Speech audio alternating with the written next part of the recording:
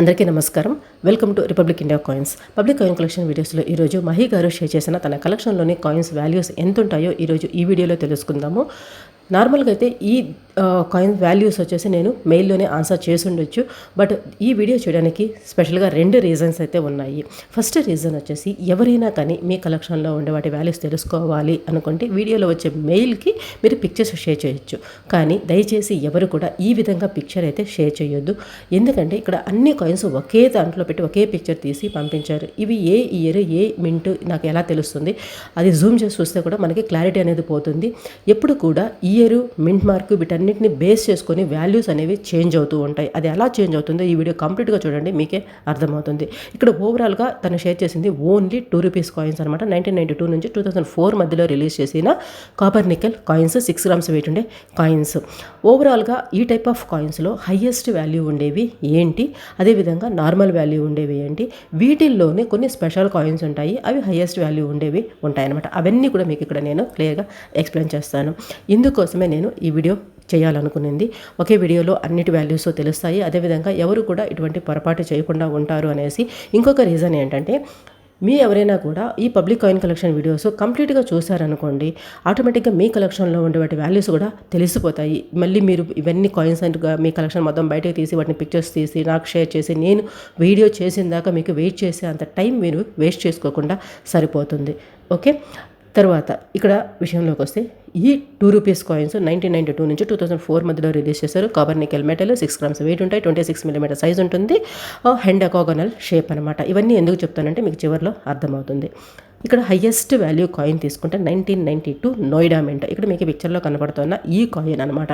1992 Noida mint అంటే year కింద 1992 కింద రౌండ్గా చిన్న డాట్ ఉంటుంది. ఈ కాయిన్ మాత్రమే ప్రజెంట్ వచ్చేసి దీని మార్కెట్ వాల్యూ 3000 దాకా ఉంది. 2000 నుంచి 3000 వరకు కొంతమంది అమ్ముతున్నారు.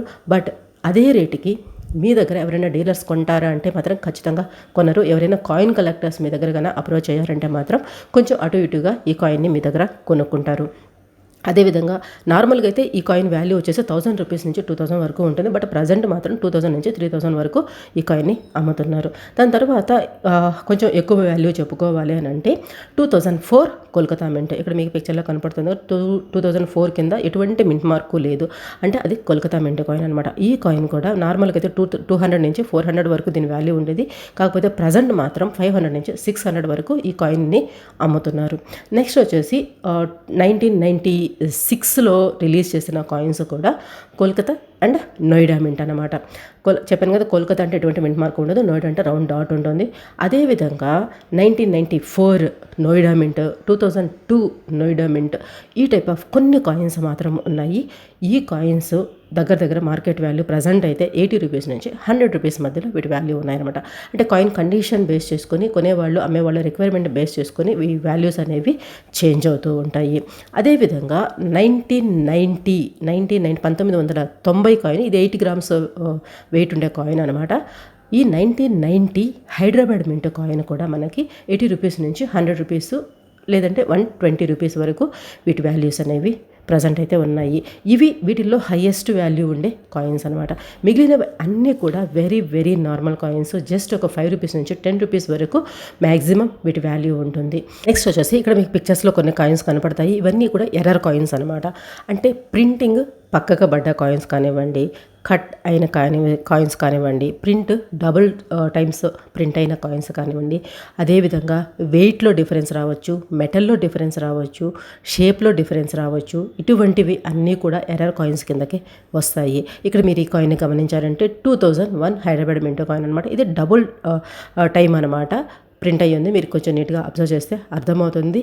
నేషనల్ ఇంటిగ్రేషన్ కూడా 2 సార్లుగా కలిసి ప్రింట్ అయి ఉంటుందన్నమాట. ఇటువంటి కాయిన్స్ కొంచెం హై వాల్యూ ఉంటాయి. నార్మల్ ఎర్రర్ కాయిన్స్ ₹100 నుంచి తీసుకుంటే ఎంత ఎర్రర్ ఎక్కువ ఉంటే, ఎంత తప్పు ఎక్కువగా ప్రింట్ అయ్యి ఉంటే అంత ఎక్కువ వాల్యూస్ అనేవి ఉంటాయి.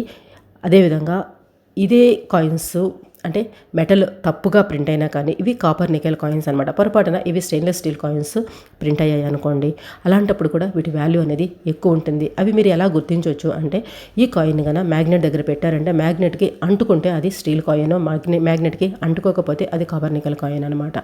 ఓకే, అర్థమైంది కదా. ఈ విధంగా మీరు గుర్తిస్తే వాటి వాల్యూ కొంచెం ఎక్కువ ఉంటుంది. ఇది వీటి వాల్యూస్. మీకేమనిపించిందో ఖచ్చితంగా కమెంట్స్లో రాయండి. అదేవిధంగా ప్రీవియస్ వీడియోస్ అన్నీ చూడండి. నేను పర్ఫెక్ట్ ఇన్ఫర్మేషన్ ఇస్తున్నాను అని మీకు అనిపిస్తేనే సబ్స్క్రైబ్ చేసుకొని సపోర్ట్ చేస్తానికి ట్రై చేయండి. నచ్చితే వీలైనంత ఎక్కువ మందికి వీడియోస్ షేర్ చేస్తానికి ట్రై చేయండి. Thanks for watching. జై హింద్.